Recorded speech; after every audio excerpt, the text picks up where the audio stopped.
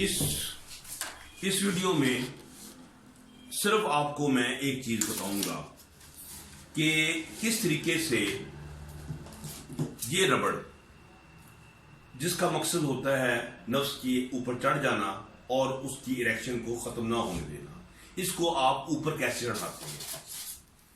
अब देखिए, आपने ये कोन है, इसको आपने इसके ऊपर फिट कर लिया। फिट करने के बाद आपने रबड़ को यहां रखा। इस कोन के सारे एरिया में आपने वैसलीन लगा देनी है ताकि ये अच्छी तरह फिसल जाए। अभी मैं नहीं लगा रहा, तो ये आप उसको जोर लगा के, ये मुझे थोड़ा जोरदार लगाना पड़ रहा है क्योंकि मैंने तो वैसलीन नहीं लगाई।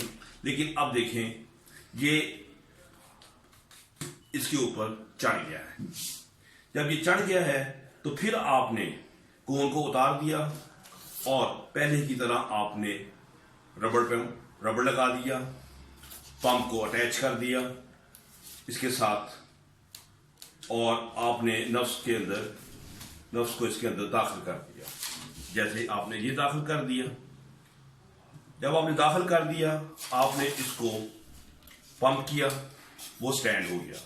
जब वो फुल स्टैंड हो जाए तो आपने इस रबड़ बैंड को ऐसे पीछे पुश कर देना है। अब ये पुश जो करने से वो रबड़ बैंड नफ्स के ऊपर चढ़ जाएगा।